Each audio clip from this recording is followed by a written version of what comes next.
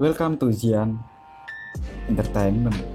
Kisah Kolonel Latif dapat bocoran G30S PKI akan membunuh para jenderal TNI, tapi diabaikan oleh Soeharto.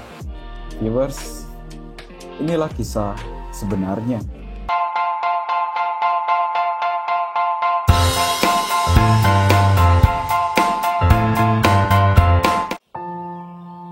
Tragedi berdarah Gerakan 30 September atau yang lebih dikenal dengan sebutan G30S PKI. Banyak nyawa melayang pada hari itu, termasuk sejumlah jenderal TNI. Peristiwa G30S PKI merupakan kisah kelam pada malam 30 September sampai 1 Oktober 1965.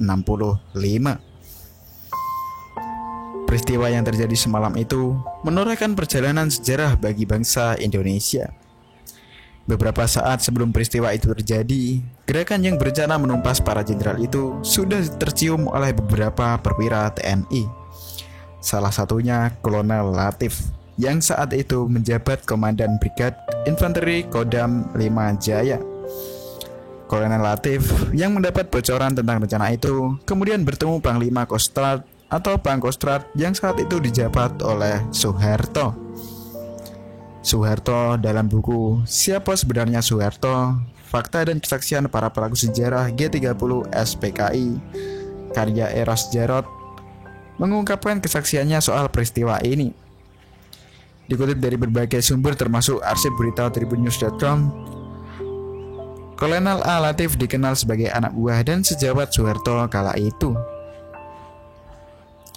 Ketika diwawancari Der Spiegel pada 19 Juni 1970, Soeharto menyatakan ia memang ditemui Latif di RSPAD beberapa jam sebelum kejadian G30S PKI terjadi.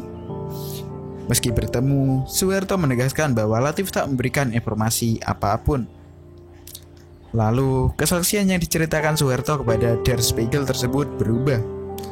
Pada bukunya yang berjudul Soeharto, Pikiran, Ucapan, dan Tindakan Saya, Soeharto mengutarakan jika ia hanya melihat Latif dari kejauhan dan tak ada interaksi yang terjadi malam itu. Meski demikian, Kolonel Latif mengungkapkan kisahnya sebelum terjadinya peristiwa G30S PKI. Latif mengungkapkan, 2 hari jelang peristiwa itu, ia menemui Soeharto di kediamannya di Jalan Agus Salim, Jakarta Pusat. Dalam pertemuan itu, keduanya membicarakan keadaan keluarga masing-masing. Hingga kemudian, Latif memberitahu Soeharto jika akan ada suatu gerakan yang akan membunuh Jenderal TNI Angkatan Darat. Latif pun mengaku masih ingat kejadian tersebut. Saya masih ingat kejadian itu, karena saat itu putra bungsu Soeharto yang masih berusia 3 tahun menderita luka cukup serius akibat tersiram sop panas, tutur Kolonel Latif. Lalu Soeharto, kata Latif, tak melakukan tindakan apa-apa terkait informasi yang ia sampaikan itu. Karena laporan itu tak digubris Soeharto, Latif pun kembali menemui Soeharto yang berada di RSPAD Gatot Subroto. Kala itu, Soeharto sedang menunggui Hutomo Mandala Putra yang menjalani pengobatan karena tersiram sop panas. Menurut Latif, laporannya terkait peristiwa itu tak digubris oleh Soeharto. Hingga kemudian peristiwa tersebut benar-benar terjadi. Latif yang ketika itu menjabat sebagai Komandan Brigade Infanteri 1 Kodam 5 Jaya datang melapor kepada Soeharto.